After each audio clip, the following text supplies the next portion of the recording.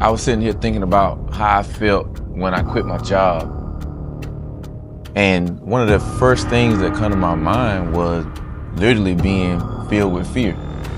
You know, how you watch those videos of people leaving their job and they got a marching band playing and they jumping around, they got so much joy and happiness. But my first immediate feeling, if I were to be honest, at 51 years old, is that immediate fear of the unknown, leaving being comfortable behind, having a guaranteed 90 some, 100 some $1,000s a year in a moment's notice gone. So what do? Those are the thoughts that was in my mind. And I thought about those things before I resigned, but those are only thoughts. Those were only thoughts at that time. When I actually did it, it's a completely different feeling. You know, it's like now I'm actually in it. Now I'm actually in the parking lot with that box in my hand with pictures of my family in it and awards and different things of that nature. My favorite stapler and other things like that. And kind of like the stock market, man, you start going up, down, up, down, up, down. And that fear, you know, is like a trigger, in my opinion, for like depression. You know, it's an easy trigger. You get scared, you know, you kind of shrink, you kind of get to yourself, and you kind of just want to be alone. And those were some of the initial feelings that I felt. But I'm here to report, 4 years later, I'm still here. We're doing great. I started something. I started two things, actually. I started my consulting firm, which was already started. I actually started working in it more on a day-to-day basis. And I started my transportation company only because I resigned from that position 4 years ago, the position of being comfortable.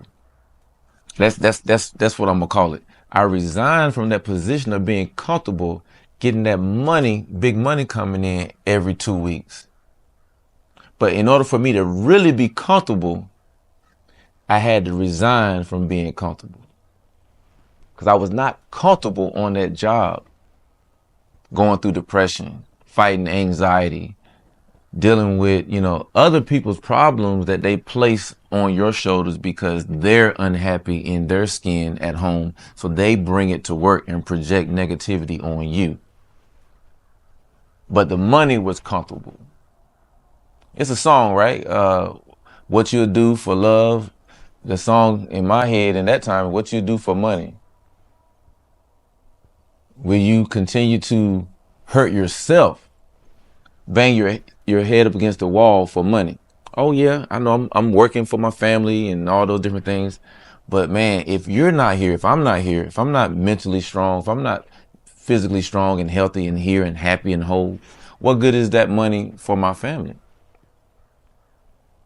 So now, 4 years later, being an entrepreneur, coming off of being a stay-at-home dad, you know, for those 4 years, because my kids are in school now, so I'm not at home with them every day.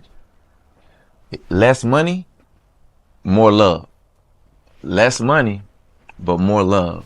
All those memories of waking up in the morning, holding my daughter,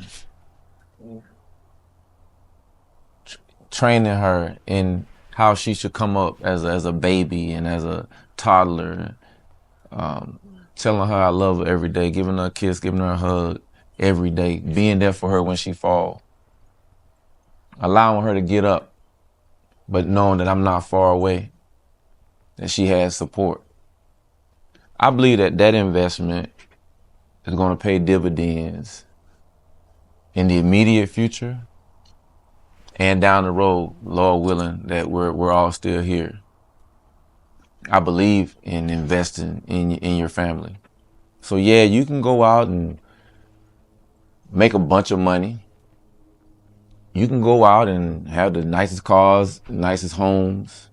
You know, I'm on my back porch right now. What good is a nice car, nice home, all kind of money, and you're not a present parent? I'm a present father. And that means more to me than anything. I'm a present husband, and that means more to me than anything. That's the best feeling in the world, knowing that my wife has my back. The best feeling in the world to see those two little girls come running and give me a hug. Like, I mean, what better feeling is that? Or sometimes I'm just sitting on the couch and they're sitting on the couch. You know, everybody got their phone or tablet in their hand. And I just look at them sometimes and it's like, wow, God has blessed me with the opportunity to serve them as a husband and as a father. It's a blessing. It's an opportunity to serve them, to lead a house, to go out and make money, to lead a house and make sure that they're protected.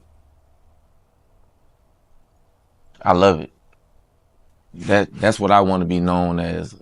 Child of God, a husband of 19 years to one wife, and a father, a girl dad to two girls. One is 10 now, one is 5. That's what I want to be known as. You know, I got people that call me OG, call me Unc, you know. I kind of like OGE, you know, because my name is Eric. So OGE, I'm cool with that. On this channel, that's kind of what I'm going by. OGE, let's go. That's kind of my moniker here. But I definitely want you to subscribe if you haven't subscribed, like, share, you know, any of those things. You know, if you think this is value content that somebody could benefit from, that, or if you feel like this is the type of content you wanna rock with, I would love to have you here. I plan to continue to share my life, stories, just valuable information that I've learned over the years.